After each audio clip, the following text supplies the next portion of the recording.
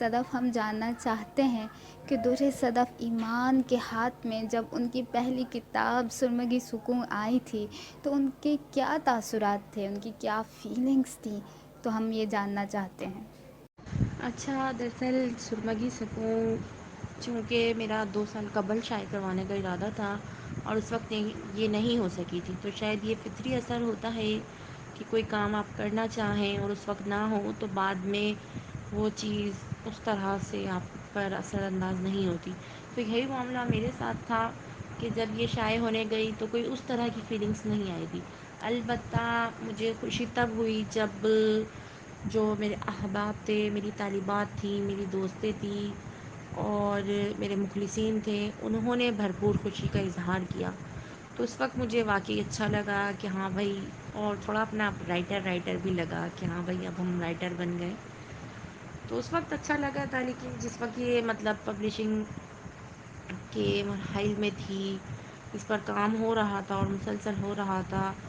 تو اس وقت جو ہے مطلب کوئی اتنی خاص فیلنگس نہیں تھی، لیکن بعد میں بہت اچھا لگا۔ اور سب سے زیادہ خوشی تو اس وقت ہوئی کہ ایک جو اسٹاک تھا، لوگ اپنی کتابیں مطلب فروخت کرنے کے لیے بہت زیادہ پبلسٹی کرتے ہیں، چونکہ میرا ارادہ یہ تھا کہ اس کتاب کو میں ایک مخصوص تعداد میں ہی چھپواؤں گی اور اسے میں مطلب تحفتاً احباب میں پیش کر دوں گی۔ لیکن بعد میں یہ ہوا کہ کتاب ہاتھوں ہاتھ گئی اور لوگوں نے مطلب جو خیر خواہ ہیں انہوں نے مشورہ بھی دیا کہ کم از کم آپ ڈاک خرچ تو نکالیں، اور اس کا جو ہے پھر ہم نے 400 روپیز چارجز بھی رکھے تھے ود ڈیلیوری،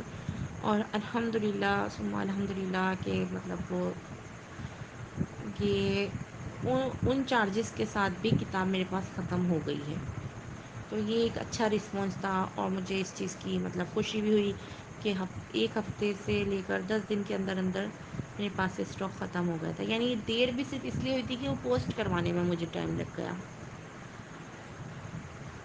جب باقاعدہ میرے پاس کتابیں پہنچی اس کے بعد۔ تو یہ ایک اچھی وہ تھی، اور ابھی اچھی فیلنگس آتی ہیں مطلب یہ سب سوچ کر، اچھے احساسات ہوتے ہیں جو ناقابل بیان ہیں۔